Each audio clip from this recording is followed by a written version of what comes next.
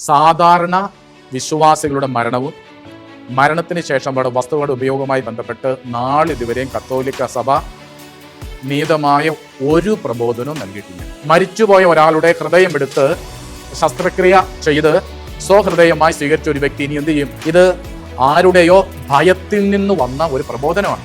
മരിച്ചുപോയവിടെ വസ്തുക്കൾ ഉപയോഗിച്ച ദുരന്തങ്ങൾ ഉണ്ടാവും, പ്രതിസന്ധികൾ ഉണ്ടാവും, ചില സാക്ഷ്യങ്ങൾ കേൾക്കുന്നു. ഈ മനുഷ്യനുണ്ടാകുന്ന ഭയം, ആകുലത, ആശങ്ക ആര് പരിഹരിക്കും? മരിച്ചുപോയ ഒരു അമ്മയെ കാണണമെന്ന് പറഞ്ഞ ഒരു വ്യക്തി ദൈവത്തോട് പ്രാർത്ഥിച്ചാൽ പെട്ടെന്ന് അമ്മ എണീറ്റ് വരുന്നു, അമ്മയോട് മിണ്ടുന്നു. ഇത് ഏത് ലോകമാണ്?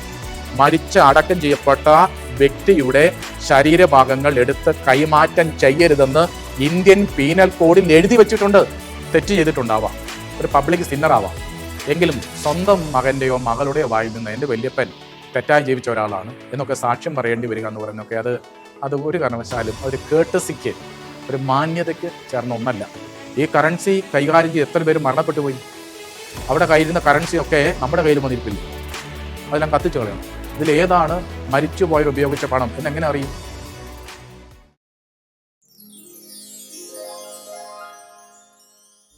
പ്രിയപ്പെട്ടവരെ, വളരെ പ്രത്യേകത നിറഞ്ഞ ഒരു വിഷയം പരിശോധിക്കാനും ഒരു പഠനം നൽകുവാനുമായിട്ടാണ് ഈ വീഡിയോ നൽകുന്നത്.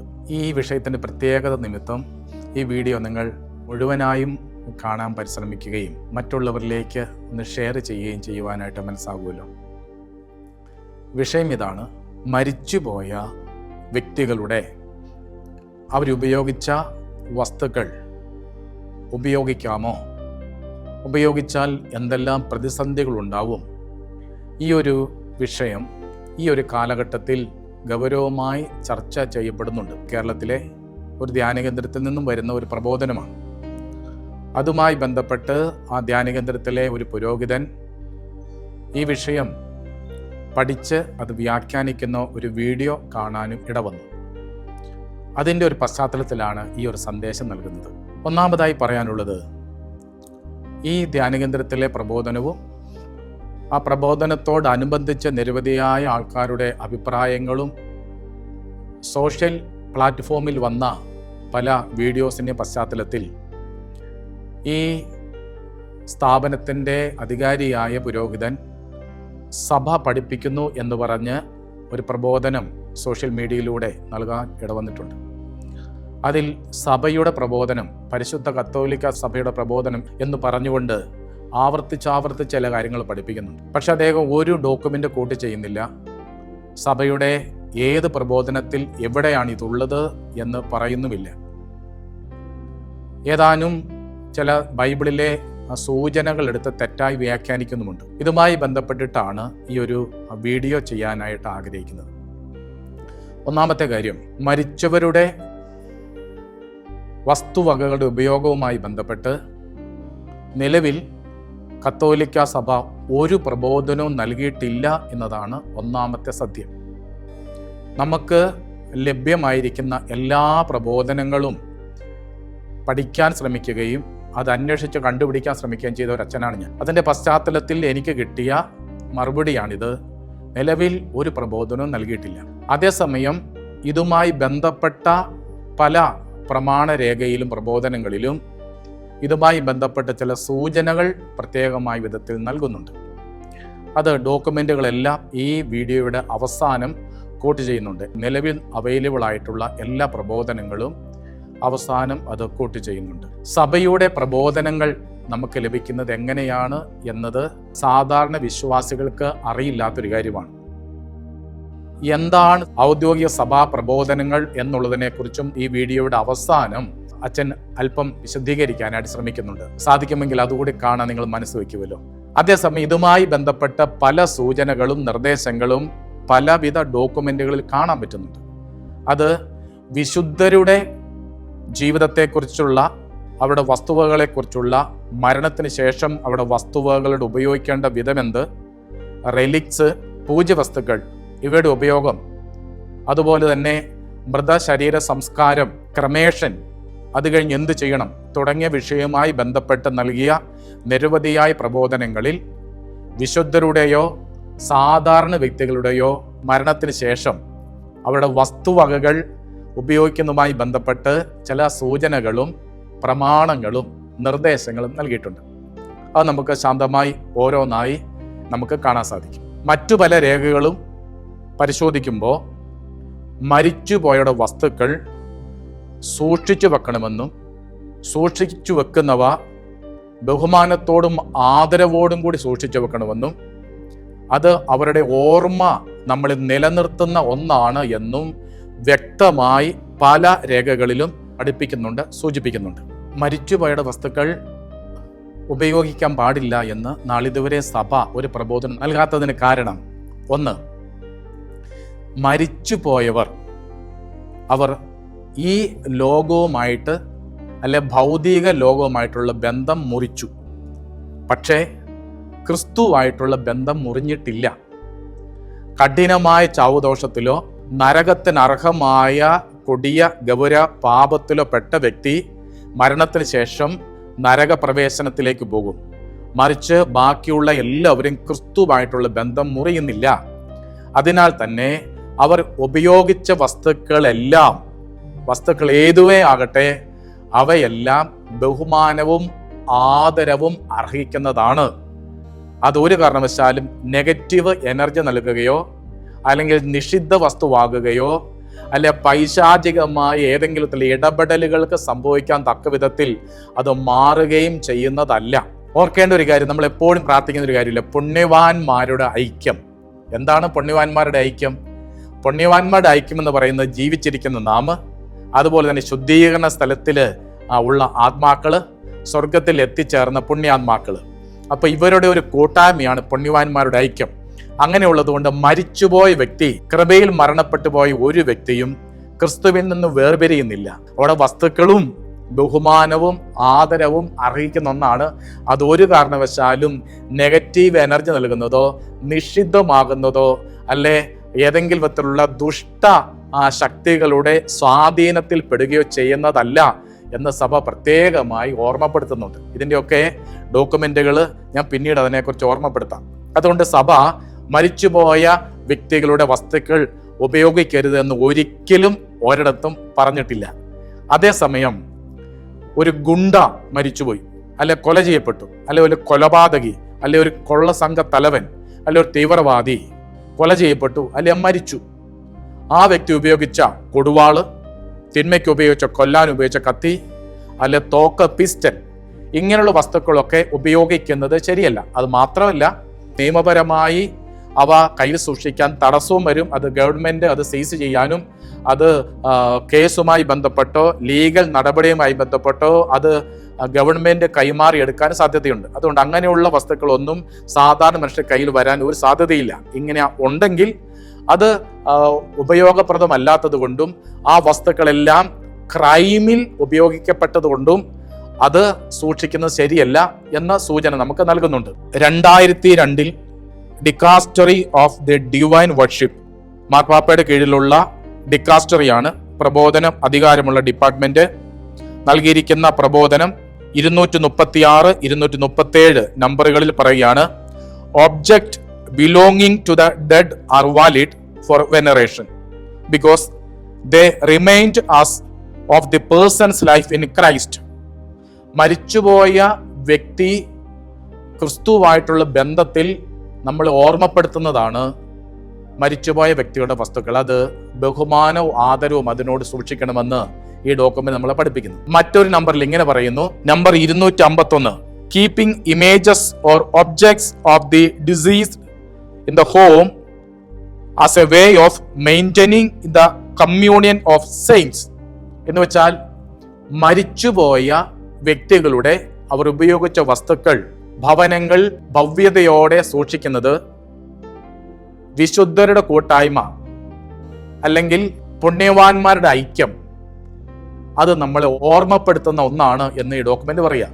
എന്ന് വെച്ചാൽ മരിച്ചുപോയ വ്യക്തികളുടെ വസ്തുക്കൾ സൂക്ഷിക്കാം, ഉപയോഗിക്കാം എന്ന് സഭ കൃത്യതയോടെ ഇവിടെ സൂചിപ്പിക്കുകയാണ്. 2001 മാർപ്പാപ്പ നൽകിയ ഒരു പ്രബോധനം, ഞാൻ പേര് വായിക്കാം: pastoral function of the ecclesiastical museum, a circular letter ആണ്. എല്ലാ മെത്രാന്മാർക്കും അയച്ച ഒരു ആധികാരിക രേഖയാണ്. അതിന്റെ പേര് ഒരിക്കൽ കൂടി പറയാം: pastoral function of the ecclesiastical museum, 2001 അത് നൽകപ്പെട്ടതാണ്. അതിൽ പറയുകയാണ്, objects used by the faithful, even non saints in the past are treasure of memory. Treasure of memory, മരിച്ചു പോയവരുടെ ഓർമ്മകളുടെ നിധിയാണ് മരിച്ചുപോയവരുടെ വസ്തുക്കൾ സൂചിപ്പിക്കുന്നത് അല്ലെ സൂക്ഷിക്കുന്നത്. ഇത്രയും കൃത്യതയോടുകൂടി സഭയുടെ ഡോക്യുമെന്റ് ഉണ്ട്. മരിച്ചുപോയവരുടെ വസ്തുക്കൾ ഉപയോഗിക്കുമ്പോൾ അത് അവരെക്കുറിച്ചുള്ള ഓർമ്മകളുടെ നിധിയാണ് എന്ന് പറയുക. എത്ര മനോഹരമാണ് പറഞ്ഞിരിക്കുക. അതുകൊണ്ട് ഇത് ഉപയോഗിക്കണം, അത് ബഹുമാനത്തോടെ ഉപയോഗിക്കണമെന്ന് 2001 ഇറങ്ങിയ മാർപ്പാപ്പയുടെ ഡോക്യുമെന്റ് നമ്മളെ ഓർമ്മപ്പെടുത്തുകയാണ്. തുടർന്ന് ഈ ഡോക്യുമെന്റ് പറയുന്നത് ഞാൻ വായിച്ചു കേൾപ്പിക്കാം.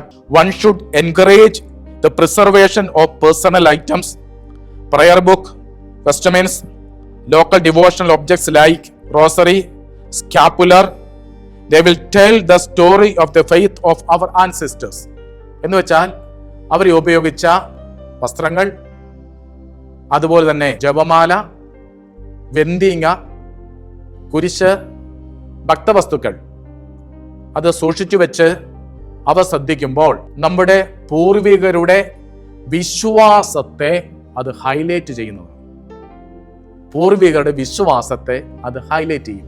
2023 ഫ്രാൻസിസ് മാർപ്പാപ്പ നൽകിയ ഒരു പ്രബോധനം, അത് മരിച്ചവരുടെ ശരീരം ദഹിപ്പിക്കുന്നതുമായി ബന്ധപ്പെട്ട ഒരു പ്രബോധനമാണ്.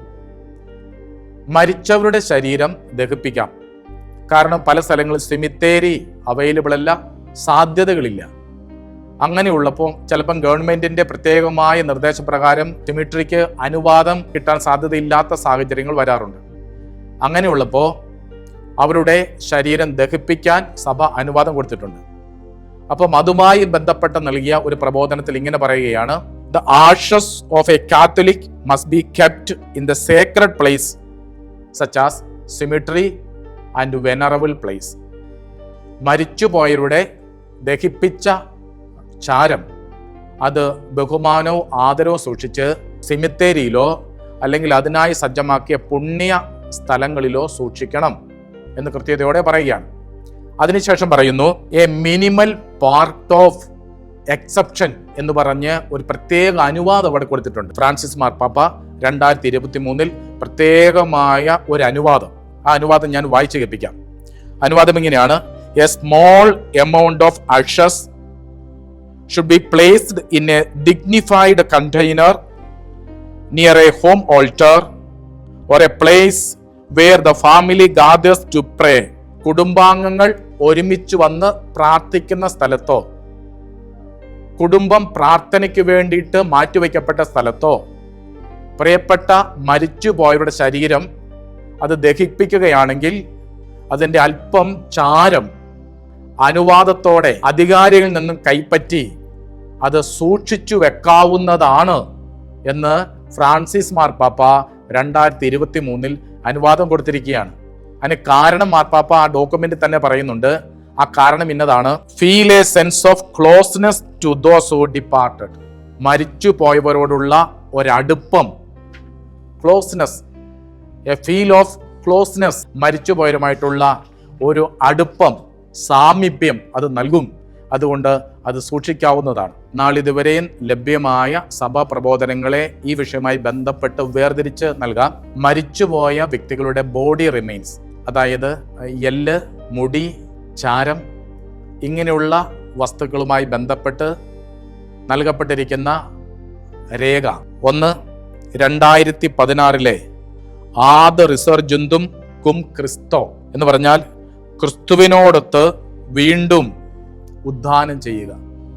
ക്രിസ്തുവിനോടൊത്ത് വീണ്ടും ഉദ്ധാനം ചെയ്യുക എന്ന പേരുള്ള ആദ് റിസർജന്തും കും ക്രിസ്തോ എന്ന പ്രബോധനത്തില് ഇത് പൂജ്യ വസ്തുക്കളായി ബഹുമാന പുരസ്സരം ഉപയോഗിക്കാം എന്ന സൂചന പ്രബോധനം നൽകുന്നുണ്ട്. കൊന്ത, കുരിശ്, ബൈബിൾ, ഭക്തവസ്തുക്കൾ ഇവയുടെ ഉപയോഗം, മരിച്ചുപോയവരുടെ കൊന്ത, ജപമാല, കുരിശ്, ഭക്തവസ്തുക്കൾ ഇവയുടെ ഉപയോഗവുമായി ബന്ധപ്പെട്ട് നൽകിയിരിക്കുന്ന പ്രബോധനം കാനൻ നമ്പർ 1171, കാനൻ നമ്പർ 1171.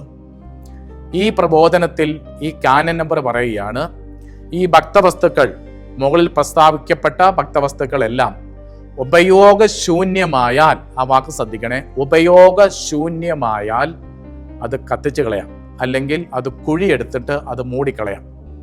കത്തിച്ചു കളയാം എപ്പോൾ? ഉപയോഗശൂന്യമായാൽ, ഉപയോഗിക്കാൻ പറ്റാത്തൊരവസ്ഥ വന്നാൽ അത് കത്തിച്ചു കളയാം, അല്ലെങ്കിൽ കുഴിയെടുത്ത് മൂടിക്കളയാം. അങ്ങനെ കത്തിച്ചു കളയുന്നത്, നശിപ്പിച്ചു കളയുന്നത് ഉപയോഗശൂന്യമായതുകൊണ്ടാണ്.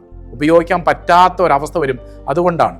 അല്ലാതെ മറ്റെന്തെങ്കിലും സാന്നിധ്യമോ സാമീപ്യമോ അല്ല അസ്വസ്ഥതകൾ അതുമൂലം വന്നു പോകുന്നത് കൊണ്ടല്ല.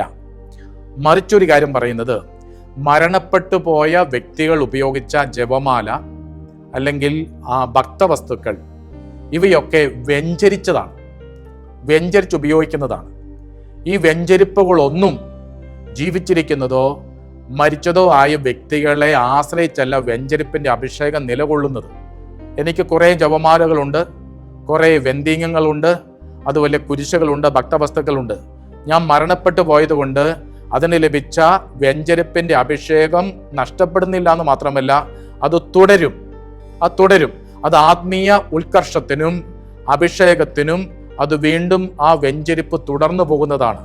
അത് ഒരു കാരണവശാലും വെഞ്ചരിപ്പ് സ്വീകരിച്ചിരിക്കുന്നത് കൊണ്ട് തന്നെ ഒരു കാരണവശാലും അതിൽ നിന്ന് നെഗറ്റീവ് എനർജി ഉണ്ടാവുകയോ അതേതെങ്കിലും പൈശാചികമായ ഒരു ബന്ധനത്തിൽ വന്നുപെടുകയോ അല്ലെങ്കിൽ നിഷിദ്ധ വസ്തുവാകുകയോ ഉപയോഗിക്കുമ്പോൾ ബുദ്ധിമുട്ട് വരുത്തുന്ന മറ്റെന്തെങ്കിലും ഒന്നും ആയിത്തീരുന്നതല്ല. അങ്ങനെ കത്തോലിക്ക സഭയ്ക്ക് ഒരു പ്രബോധനമില്ല. അങ്ങനെ എന്തെങ്കിലും പറഞ്ഞാൽ, ഈ മുമ്പ് സൂചിപ്പിച്ച വീഡിയോയിൽ ഒരു വൈദികൻ തൻ്റെ പഠന കാലഘട്ടത്തിൽ തൻ്റെ മാസ്റ്റർ അച്ഛൻ ഉപയോഗിച്ച വെന്തീങ്ങം ഉപയോഗിക്കുന്നു. അദ്ദേഹം മരിച്ചുപോയി, അതിനുശേഷം അത് ഉപയോഗിക്കുകയും അത് കഴുത്തിലിടുകയും ചെയ്തു.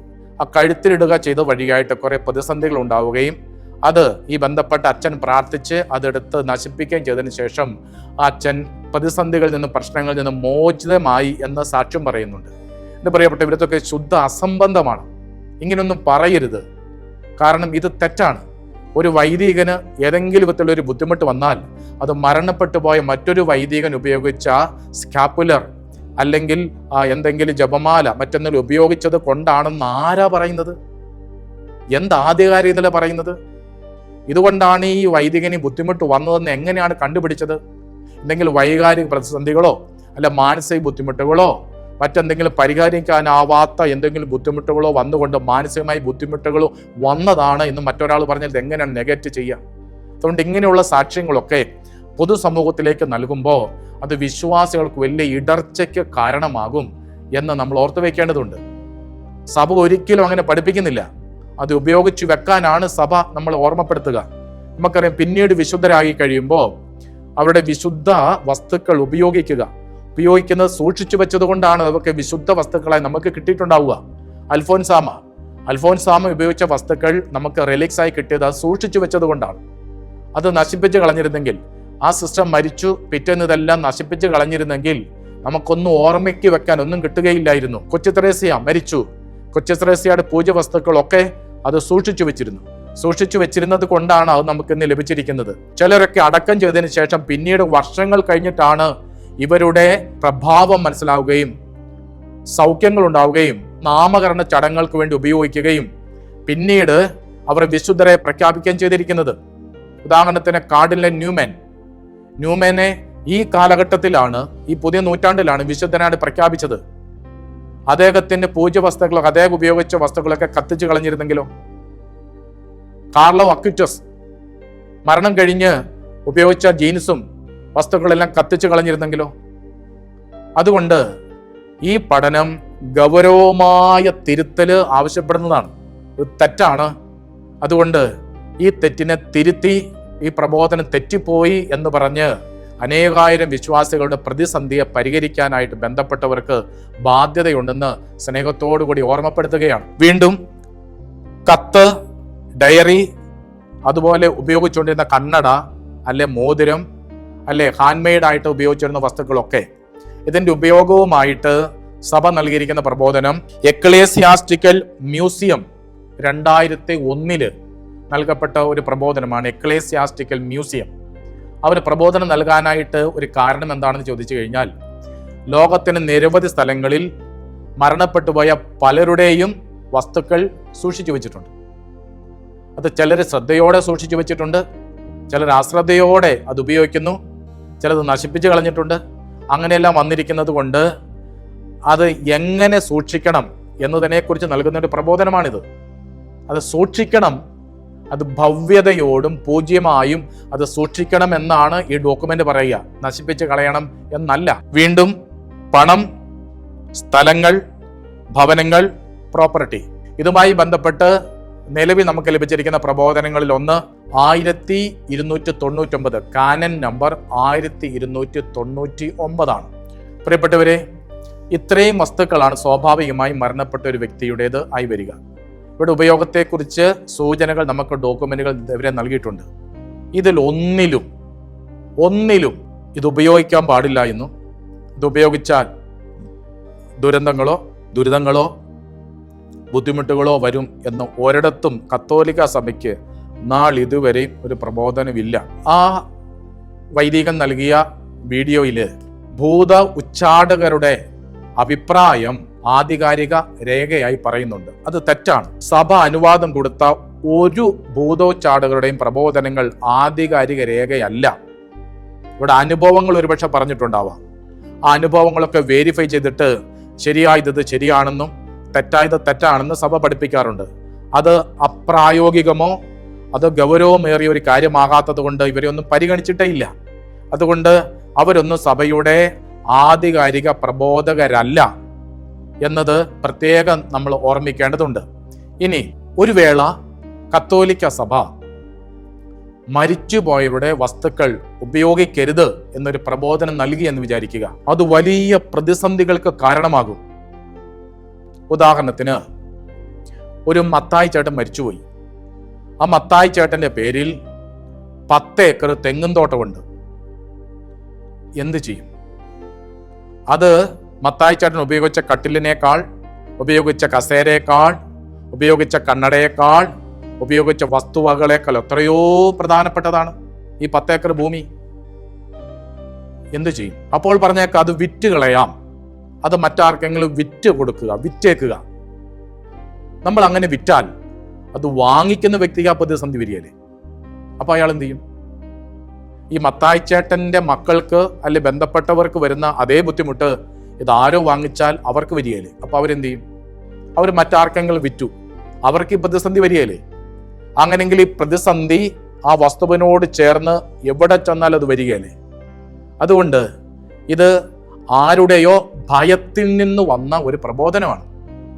മരിച്ചുപോയവരിലേക്കോ മരണത്തെക്കുറിച്ചോ മരിച്ചുപോയ വ്യക്തികളുടെ വസ്തുവകളെക്കുറിച്ചോ ബന്ധപ്പെട്ട് ഏതോ വൈദികന് അല്ലെ ഏതോ വ്യക്തികൾക്ക് ഉണ്ടായ ഭയത്തിൽ നിന്നാണ് ഇങ്ങനെയുള്ള തെറ്റായ പ്രബോധനങ്ങളൊക്കെ വന്നിരിക്കുന്നത്. അവരുടെ ഭയം മറ്റുള്ളവരിലേക്ക് അടിച്ചേൽപ്പിക്കുകയാണ് ചെയ്തിരിക്കുന്നത്.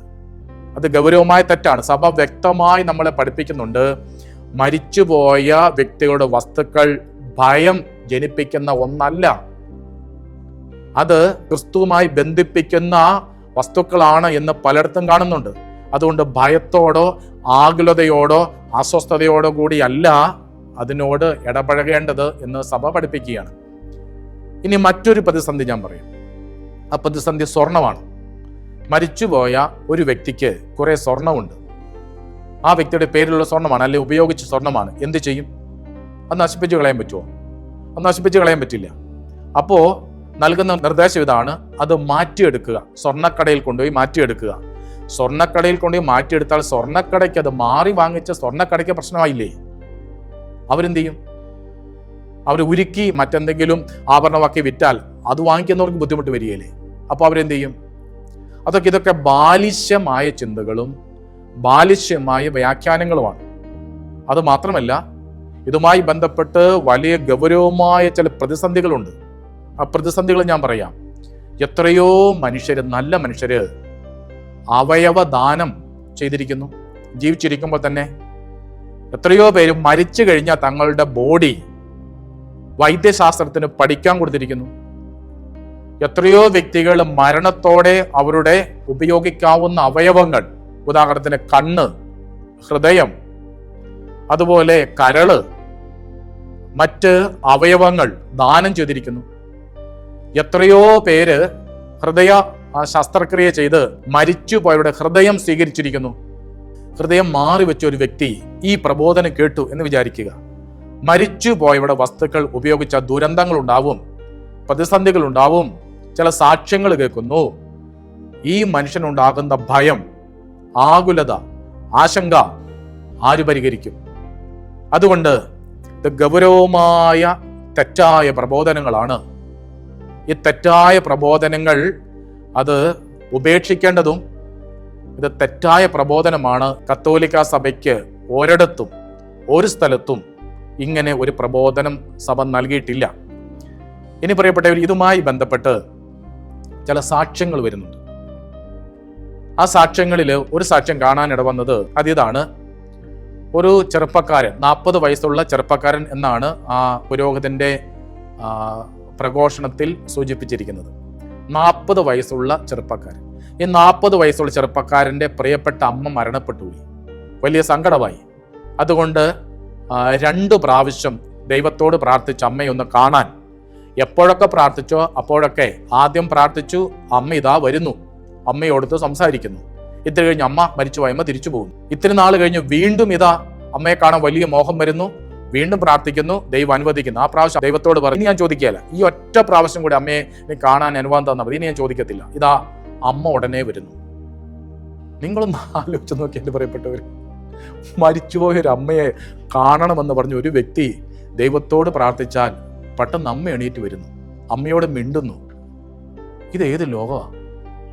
നിങ്ങളൊന്ന് ആലോചിച്ച്. ആ മനുഷ്യൻ തനിച്ചാണോ ഇരിക്കുന്നത്? ആ വീട്ടിലെ ആൾക്കാരൊക്കെ കാണുകയല്ലേ? അല്ലെ രാത്രിയിൽ ഏകനായിരുന്നു പ്രാർത്ഥിച്ചു, ആരും കാണാതെ അമ്മ വന്ന് സംസാരിച്ചു പോയി. ഈ വ്യക്തിയിൽ ഒരു മാറ്റവും വരികയില്ലേ? അങ്ങനെയൊക്കെ ലോകത്ത് സംഭവിക്കുമോ? മരിച്ചുപോയൊരു വ്യക്തി ദൈവത്തോട് പ്രാർത്ഥിച്ചാൽ എണീപ്പിച്ചുകൊണ്ട് സംസാരിപ്പിക്കുമോ? ലോക ചരിത്രത്തിൽ എവിടെയെങ്കിലും അതിന് കേട്ടിട്ടുണ്ടോ? ഒപ്പം തന്നെ നിങ്ങൾ ഇതെങ്ങനെ വിശ്വസിക്കും? അങ്ങനെ ദൈവം അനുവദിക്കുമോ?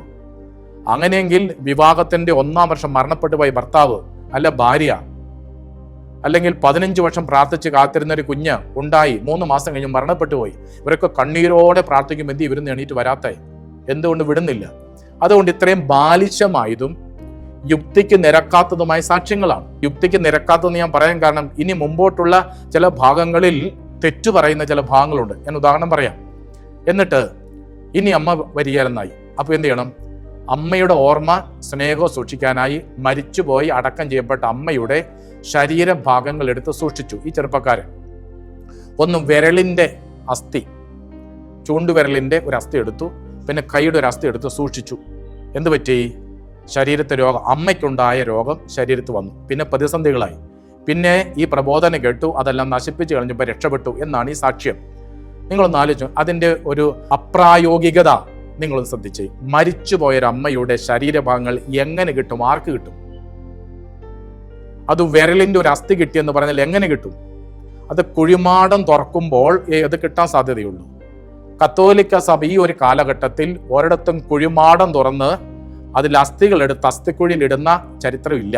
ബന്ധപ്പെട്ട അധികാരികളാണ് കുഴിമാടം തുറക്കുന്നത്. ഇനി കുഴിമാടം തുറക്കുമ്പോൾ പുറത്തുനിന്ന് ആരെയും അതിൻ്റെ ഏതെങ്കിലും വസ്തു എടുക്കാനായിട്ട് അനുവദിക്കുകയല്ല. അത് മകനായാലും മകളായാലും ആരായാലും മരിച്ച അടക്കം ചെയ്യപ്പെട്ട വ്യക്തിയുടെ ശരീരഭാഗങ്ങൾ എടുത്ത് കൈമാറ്റം ചെയ്യരുതെന്ന് ഇന്ത്യൻ പീനൽ കോഡിൽ എഴുതി വെച്ചിട്ടുണ്ട്. ഞാൻ നമ്പർ വായിക്കാം. BNS ഭാരതീയ ന്യായ സംഹിത, മുമ്പ് IPC Indian penal code section number 297, ഇപ്പോൾ BNS ഭാരതീയ ന്യായ സംഹിത 301.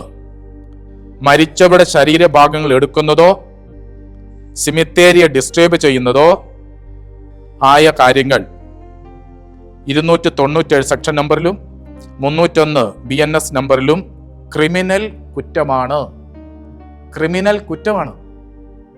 അതുകൊണ്ട് ക്രിമിനൽ കുറ്റം എന്ന് പറഞ്ഞാൽ എടുക്കുന്നവർ മാത്രമല്ല, എടുത്തു കൊടുക്കുന്നവരും. അതുകൊണ്ട് ഒരു കാരണവശാൽ ഒരു വൈദികൻ ഇതെടുത്ത് കൊടുക്കില്ല, കൊടുക്കാൻ അധികാരമില്ല. അങ്ങനെയുള്ളപ്പോൾ ഈ മകൻ എങ്ങനെയാണ് ഈ അസ്ഥിയുടെ കഷ്ണം കിട്ടിയെന്ന് പറഞ്ഞാൽ പോലീസ് അവനെ അറസ്റ്റ് ചെയ്യലേ? പ്രിയപ്പെട്ടവരെ, ഇതിനെക്കുറിച്ചൊന്നും ചിന്തിക്കാതെ ഒന്നെങ്കിൽ ഈ അച്ഛനെ ഈ പറഞ്ഞ സാക്ഷ്യം പറഞ്ഞ വ്യക്തി തെറ്റിദ്ധരിപ്പിച്ചിട്ടുണ്ടാകും, അല്ലെങ്കിൽ മറ്റെന്തെങ്കിലും സംഭവിച്ചിട്ടുണ്ടാകും. നിയമപരമായി ഇത് സാധ്യമായ ഒരു കാര്യമേ അല്ല. മറ്റൊരു സൈക്കോളജിസ്റ്റിന്റെ ഒരു സാക്ഷ്യം കാണാൻ ഇടവന്നു. മുമ്പേ മരണപ്പെട്ടു പോയ അമ്മയുടെ വെന്തിങ്ങമോ കൊന്തയോ ഏതോ ഭക്തവസ്തുക്കൾ അമ്മയുടെ ഓർമ്മയ്ക്ക് വേണ്ടി സ്വീകരിച്ചു. അത് ധരിച്ച ഒരു സൈക്കോളജിസ്റ്റാണ്. എന്നിട്ട് അത് വലിയ പ്രതിസന്ധിയായി, ബുദ്ധിമുട്ടായി. ഈ സിസ്റ്റർ സൈക്കാട്രിസ്റ്റാണ്. ഈ സിസ്റ്റർ അനേകരെ ആശ്വസിപ്പിക്കുകയും സൗഖ്യം നൽകുകയും മരുന്ന് കൊടുക്കുകയും ട്രീറ്റ് ചെയ്യുകയും ചെയ്യുന്ന ഒരു ഡോക്ടറാണ്. ആ ഡോക്ടർ ഈ പേഷ്യൻറ്റിനേക്കാൾ രോഗിയായി എന്നാണ് ആ ആദ്യ സൂചനയിൽ കേൾക്കാനിട വന്നത്. എന്ന് പറയപ്പെട്ടവരെ, ഞാനൊരു സ്വാഭാവിക ചോദ്യം ചോദിക്കട്ടെ. സിസ്റ്ററിന് വന്ന ഈ മാനസിക ബുദ്ധിമുട്ട് ഈ മരിച്ചുപോയ അമ്മയുടെ കൊന്തയിട്ടത് കൊണ്ട് ആണ് എന്ന് ആരാണ് പറഞ്ഞത്? എന്താണ് തെളിവ്?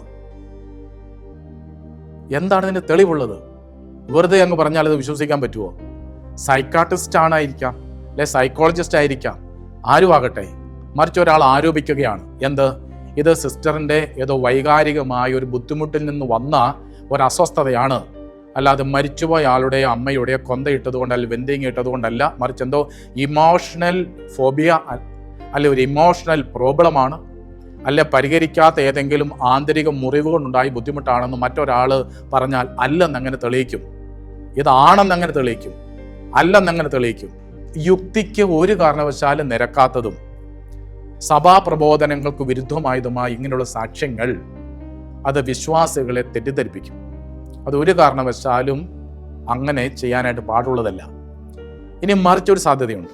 ഈ മരിച്ചുപോയ വ്യക്തി ഉപയോഗിച്ചിരുന്ന കൊന്ത അല്ലെങ്കിൽ വെന്തിങ്ങം ഒരു വ്യക്തി അങ്ങ് ഉപയോഗിച്ചു, എന്നിട്ട് ഇതെടുത്ത് കളഞ്ഞു, എന്തെങ്കിലും പ്രതിസന്ധികളുണ്ടായി, സുഖപ്പെട്ടു എന്ന് പറഞ്ഞാൽ ഞാനിങ്ങനെ പറയുവാണ്, സുഖപ്പെട്ടത് ഇത് എടുത്തു കൊടുത്തത് കൊണ്ടല്ല, അല്ലെ എടുത്ത് നശിപ്പിച്ചത് കൊണ്ടല്ല, മറിച്ച് ഈ പ്രാർത്ഥനയിലുള്ള വിശ്വാസം കൊണ്ട് ദൈവം ആ വ്യക്തിയെ അനുഗ്രഹിച്ചതാണ്. അല്ല ആ വ്യക്തിയുടെ ബുദ്ധിമുട്ട് മനസ്സിലാക്കി മറ്റാരോ പ്രാർത്ഥിച്ചത് കൊണ്ട് ആ വ്യക്തിയെ അനുഗ്രഹിച്ചതാണെന്ന് ഒരാൾ പറഞ്ഞാൽ, അല്ലെ ഞാൻ പറഞ്ഞാൽ അല്ലെന്ന് എങ്ങനെ തെളിയിക്കും? അതുകൊണ്ട് ഇങ്ങനെ സംശയപരമായ സാക്ഷ്യങ്ങൾ ഒരു കാരണവശാലും നൽകുന്നത് യുക്തമല്ല, ന്യായമല്ല. മറ്റൊരു സാക്ഷ്യം കണ്ടത്, ഒരു പെൺകുട്ടി അവളുടെ ഗ്രാൻഡ് പപ്പ, വല്യപ്പൻ ഉപയോഗിച്ച കട്ടില്, ആ കട്ടിലാണ് അവൾ ഉറങ്ങിക്കൊണ്ടിരുന്നത്. ആ ഗ്രാൻഡ് പപ്പ അത്രയും നല്ല ഒരു ജീവിതം നയിച്ച ഒരാളല്ല. ആ സാക്ഷ്യം പറയുന്ന എന്തോ ഒരു തെറ്റായ, മോശമായ, അല്ലെ നൊട്ടോറിയസ് ആയ ഒരു ജീവിതം നയിച്ച ഒരാളാണ് എന്ന് ഒരു മകള് വല്യപ്പനെ കുറിച്ച് പറയുകയാണ്. ഒന്നാമത്തെ കാര്യം, മക്കളോ കൊച്ചുമക്കളോ സ്വന്തം മാതാപിതാക്കളെ കുറിച്ച് പബ്ലിക്കായിട്ട് അങ്ങനെ പറയുന്നത് ശരിയല്ല പ്രിയപ്പെട്ടവർ. ഒരു പിതൃത്വത്തിനും മാതൃത്വത്തിനൊക്കെ ഒരു മഹനീയതയുണ്ട്, ഒരു മഹത്വമുണ്ട്. തെറ്റ് ചെയ്തിട്ടുണ്ടാവാം, ഒരു പബ്ലിക് സിന്നറാവാം, എങ്കിലും സ്വന്തം മകൻ്റെയോ മകളുടെയോ വായിൽ നിന്ന് എൻ്റെ വല്യപ്പൻ തെറ്റായി ജീവിച്ച ഒരാളാണ് എന്നൊക്കെ സാക്ഷ്യം പറയേണ്ടി വരിക എന്ന് പറയുന്നതൊക്കെ അത് ഒരു കാരണവശാലും ഒരു കേട്ടസിക്ക്, ഒരു മാന്യതയ്ക്ക് ചേർന്ന ഒന്നല്ല. അതാണ് ഒന്നാമത്തെ കാര്യം. എന്നിട്ട് ഈ വല്യപ്പൻ്റെ കട്ടിലിലാണ് ഈ മകള് ഉറങ്ങുന്നത്. വല്യപ്പൻ ഇങ്ങനെ മരണപ്പെട്ടു പോയ ഒരാളുമാണ്. ഒരിക്കൽ പോലും ആ കുട്ടിക്ക് ചൊവ്വയൊന്നും ഉറങ്ങാനായിട്ട് പറ്റിയിട്ടില്ല. ഉറക്കം ഒട്ടുമേ കിട്ടുന്നില്ല. കുറേ നാളുകൾ ഉപയോഗിച്ചു എന്ന് പറയപ്പെടുന്നു. അപ്പോഴൊക്കെ സ്വപ്നത്തിൽ വലിയ സർപ്പങ്ങൾ വരുന്നതായിട്ടും ഭയപ്പെടുന്നതായും സ്വസ്ഥതയില്ലാത്തൊരവസ്ഥ വരുന്നു. അങ്ങനെ ധ്യാനകേന്ദ്രത്തിൽ പോകുന്നു, പ്രാർത്ഥിക്കുന്നു, കൗൺസിലർ ചോദിക്കുന്നു, ഇങ്ങനെ ഒരു കട്ടിലാണ് കിടക്കുന്നത് അതെന്ന് പറയുന്നു. ആ കട്ടില് അത് വെട്ടിപ്പൊളിച്ച് കളയാൻ പറയുന്നു. ഗ്രാൻഡ് പപ്പയുടെ വലിയൊരു ഫോട്ടോ വെച്ചിട്ടുണ്ട്, അത് മാറ്റാനായിട്ട് പറയുന്നു. ഇതെല്ലാം മാറ്റിക്കളഞ്ഞപ്പോൾ ആ കുട്ടിക്ക് സ്വസ്ഥതയായി, സമാധാനമായി. പ്രിയപ്പെട്ടവർ, ഇത് അറിവും ജ്ഞാനമുള്ള ഒരു വ്യക്തി ഇത് കേൾക്കുമ്പോൾ എന്ത് പറയുന്നറിയാമോ? അത് പറഞ്ഞതാണ്, എന്തോ ഇമോഷണൽ പ്രതിസന്ധി ആ കുട്ടിക്കുണ്ട്. ഒരു കിടക്കുന്ന കട്ടിലല്ല ആ കുട്ടിയെ ഭയപ്പെടുത്തിയത്, മറിച്ച് അപ്പനെക്കുറിച്ചുള്ള ഭയമാണ് ആ കുട്ടിയിൽ ഉണ്ടായത്. അതൊരു സൈക്കോളജിക്കലി പരിശോധിക്കും നമുക്ക് തന്നെ അറിയാം. നിങ്ങളൊന്ന് പരിശോധിച്ച് നോക്കിക്കോളൂ. അതേതോ ഫിയർ ഫോബിയയാണ്, അല്ലെ ഫിയർ കോംപ്ലക്സ് ആണ്. അതിന് ഏതാനും പേരുകൾ ഇങ്ങനെ പറയും: conditional phobia, fear phobia, fear of supernatural, phasmophobia. ഇങ്ങനെയൊക്കെയുള്ള സൈക്കോളജിക്കൽ പ്രോബ്ലംസ് ആണിത്. ശുദ്ധിയല്ലാതെ മരിച്ച ഒരു വ്യക്തിയുടെ ഏതെങ്കിലും വസ്തു കാണുമ്പോൾ അറിയാതെ ഒരു ഭയം ഉള്ളിൽ കയറുന്നു. ആ ഭയം അവളെ വല്ലാണ്ട് അസ്വസ്ഥമാക്കുന്നു. അതുകൊണ്ട് അത് അവളെ മുമ്പോട്ട് പോകാനാവാത്ത വിധത്തിൽ പ്രതിസന്ധിയിലെത്തിക്കുന്നു. അത് ആ കട്ടിൽ ഉപയോഗിച്ചത് കൊണ്ടല്ല, ആ കട്ടിലിനെ കുറിച്ചുള്ള ഭയം ആ കുട്ടിയിൽ വന്നുകൊണ്ട് അത് ഭയമാണ് ആ കുട്ടിയെ ഏതെങ്കിലും വിധത്തിൽ അസ്വസ്ഥപ്പെടുത്തിയത്. മറിച്ച് ആ കട്ടിലോ ആ വ്യക്തി ഉപയോഗിച്ച കാര്യമല്ല. ഒരു കസേര ഉപയോഗിച്ചു, അല്ലെങ്കിൽ ഒരു കട്ടിൽ ഉപയോഗിച്ചു, അല്ലെങ്കിൽ പേന ഉപയോഗിച്ചു, ആ വസ്തു ഒന്നും ഒരു വ്യക്തിയെയും തകർക്കാനോ നശിപ്പിക്കാനോ പോരുന്ന ഒന്നല്ല. മറിച്ച് ദൈവത്തിൻ്റെ ആത്മാവ് നിറഞ്ഞ മനുഷ്യനാണ് നീ. നിന്നിൽ ദൈവമുണ്ട്, ദൈവ സാന്നിധ്യമുണ്ട്. ഇനി നഷ്ടപ്പെട്ടു പോയാൽ അത് തിരികെ എത്താനായിട്ടുള്ള കൂദാശകൾ, പ്രാർത്ഥനകൾ, മറ്റാത്മീയ ഉത്കർഷ കാര്യങ്ങളുണ്ട്. അങ്ങനെയുള്ളപ്പോൾ ഇങ്ങനെയുള്ള വസ്തുക്കളൊന്നും നമ്മളെ നശിപ്പിക്കാൻ തക്ക വിധത്തിൽ, തകർക്കാൻ തക്ക വിധത്തിൽ ഒന്നും പര്യാപ്തമായി മാറത്തില്ല. അത് ഫിയർ കോംപ്ലക്സ് ആണ്, അത് ഭയം കൊണ്ടുണ്ടായതാണ്. അതുകൊണ്ട് ആ കട്ടിൽ കളഞ്ഞപ്പോൾ ആ കട്ടിലുമായി ബന്ധപ്പെട്ട ഭയം മാറി. അപ്പൊ ആ കട്ടിലല്ല ഭയത്തിന് കാരണം. മരിച്ചുപോയ വല്യപ്പന്റെ കട്ടിലല്ല ആ കുട്ടിയെ തകർത്തത്, മറിച്ച് ആ പേടിയാണ്, ആ ഭയത്തെ മാറ്റിക്കളഞ്ഞു. ഇതാണ് ഞാൻ പറഞ്ഞ പ്രിയപ്പെട്ടവർ, ഇത് ഏതോ വൈദികനിൽ അല്ല ഏതോ വ്യക്തികളിൽ മരിച്ചുപോയ വ്യക്തി അല്ലെ മരിച്ചുപോയ വ്യക്തിയുടെ വസ്തുക്കളുമായി ബന്ധപ്പെട്ട് ഭയം കയറി, പേടി വന്നു. അദ്ദേഹം ആ പേടി മറ്റുള്ളവരിലേക്ക് അങ്ങ് പ്രൊമോട്ട് ചെയ്തു. ഇത് കേട്ടവരൊക്കെ ഭയന്നു. അതുകൊണ്ട് ആ ഭയത്തിൽ പലരും അസ്വസ്ഥത വന്നു. അതുകൊണ്ട് അതൊക്കെ നശിപ്പിച്ച് കളഞ്ഞപ്പോൾ ആ ഭയം മാറി. ഇതൊരു സൈക്കോളജിക്കൽ പ്രോസസ്സായിട്ട് മനസ്സിലാക്കാനേ പറ്റുകയുള്ളൂ. ഇതുമായി ചില പ്രായോഗികമായ പ്രതിസന്ധികൾ വീണ്ടും ഞാൻ വിവരിക്കാം. ഒന്ന്, നമ്മൾ ഒരു അഗതി മന്ദിരത്തിൽ ഉള്ള ആൾക്കാരെ കുറിച്ച് ആലോചിച്ച് നോക്കി. അച്ഛൻ മുമ്പ് ഒരു അഗതി മന്ദിരത്തിൽ ശുശ്രൂഷ ചെയ്തിരുന്നു. ഏകദേശം 104ഓളം പേര് 4 വർഷത്തിനിടയിൽ മരിച്ചു.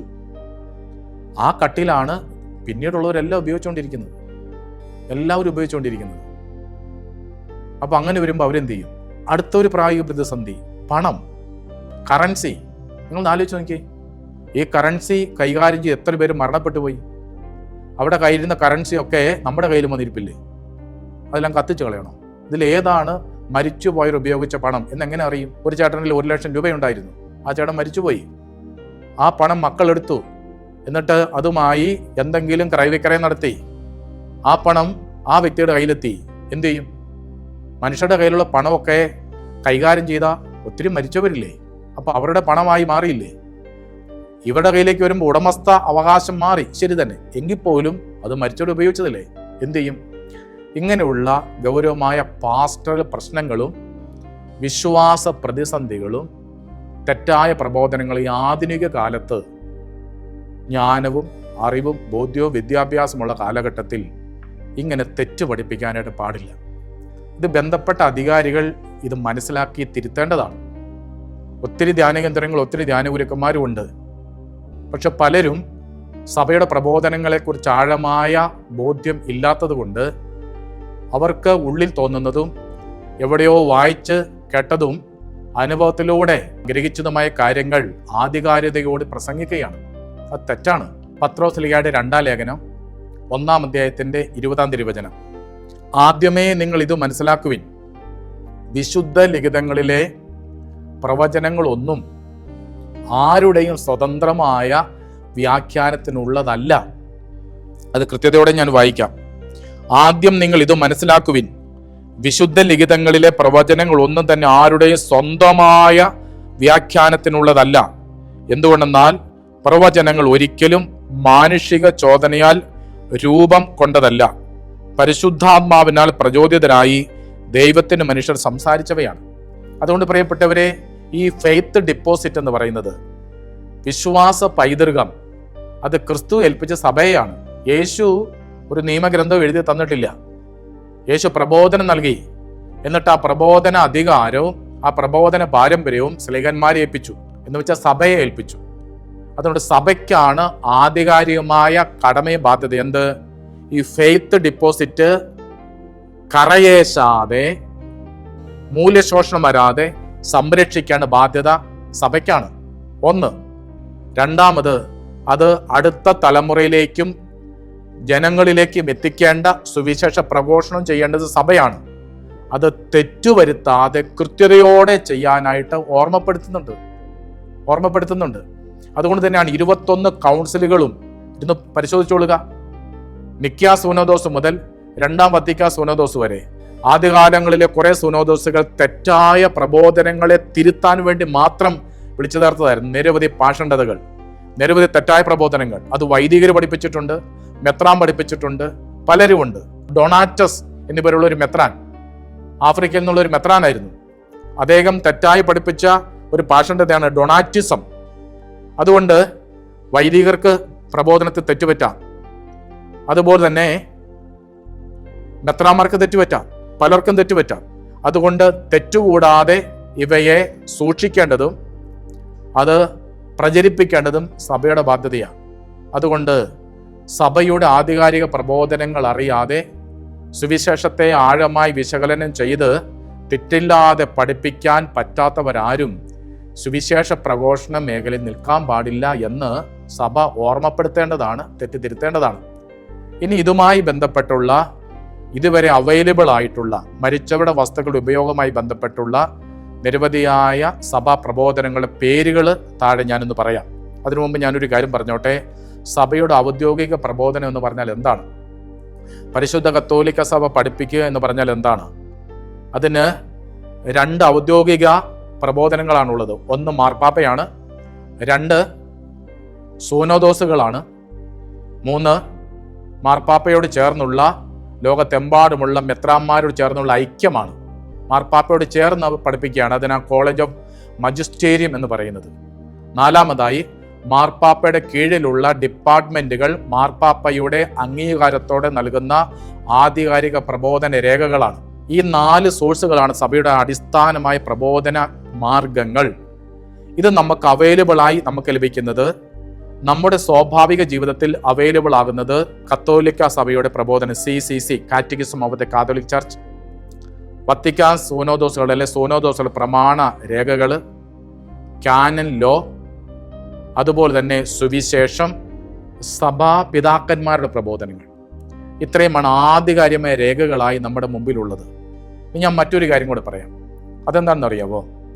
സാധാരണ ഒരു ജനത്തിന് സഭയുടെ ഒരു ഔദ്യോഗിക പ്രബോധനം കിട്ടാൻ സാധ്യമല്ല. ഉദാഹരണത്തിന് ഇപ്പോൾ ഈ ഒരു പ്രബോധനത്തിൽ അല്ലെ ഈ ഒരു വചന പ്രഘോഷണത്തിൽ അച്ഛൻ സൂചിപ്പിച്ച രേഖകൾ ഓരോന്നും സാധാരണ വ്യക്തിക്ക് കിട്ടിയല്ല. ഈ രേഖകൾ നമുക്കെല്ലാം അവൈലബിൾ ആയിട്ടുള്ള 2 സോഴ്സുകൾ ഞാൻ പറയാം.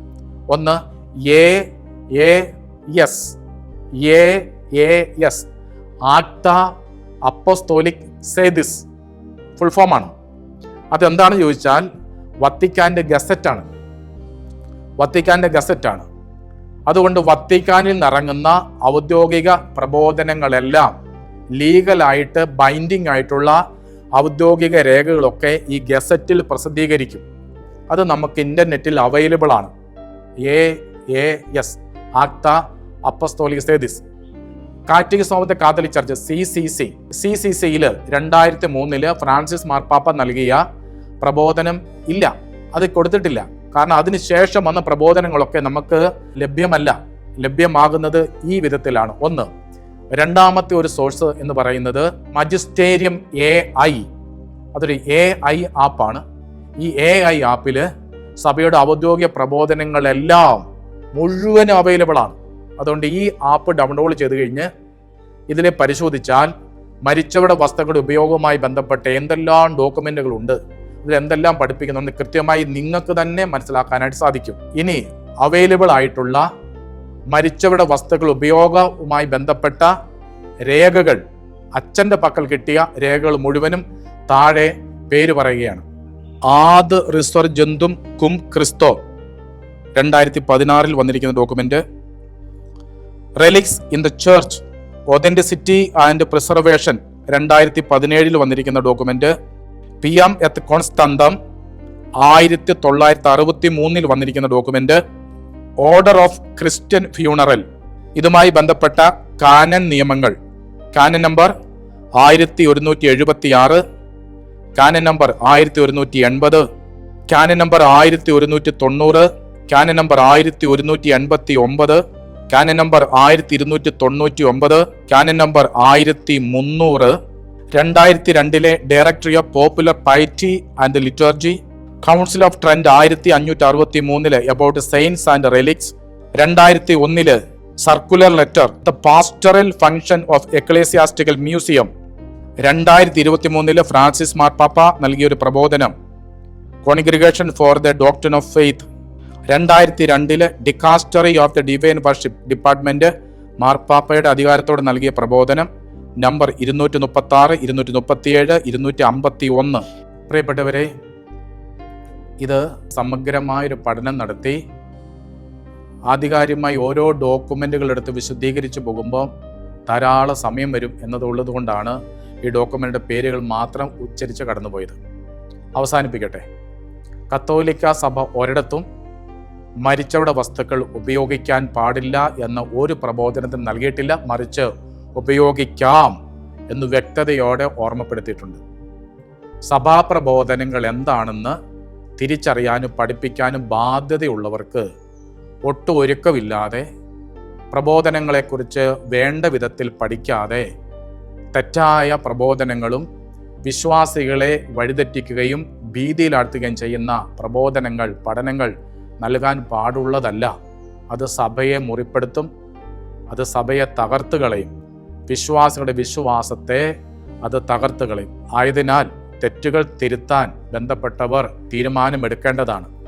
ബന്ധപ്പെട്ട സഭാ അധികാരികൾ ഓരോ ധ്യാനകേന്ദ്രങ്ങളിൽ നൽകപ്പെടുന്ന പ്രബോധനങ്ങളെ സ്ക്രൂട്ടനൈസ് ചെയ്യുകയും തെറ്റുകളെ തിരുത്തി ശരിയായ സത്യപ്രബോധനത്തെ വളർത്തി മുമ്പോട്ട് നയിക്കാൻ വേണ്ട വിധം ഉള്ള കമ്മീഷനുകളോ അല്ലെങ്കിൽ അധികാരമുള്ള വ്യക്തികളെയോ നിജപ്പെടുത്തുകയും ചെയ്ത് തെറ്റായ പ്രബോധനങ്ങൾ ഇത് തെറ്റാണെന്ന് പറഞ്ഞ് തിരുത്തുകയും ശരിയായ പ്രബോധനങ്ങളിലൂടെ മുമ്പോട്ട് സഭയെ നയിക്കാൻ അവരെ സഹായിക്കുകയും ചെയ്യേണ്ടതാണ്. ദൈവം നമ്മളെല്ലാവരെയും അനുഗ്രഹിക്കട്ടെ.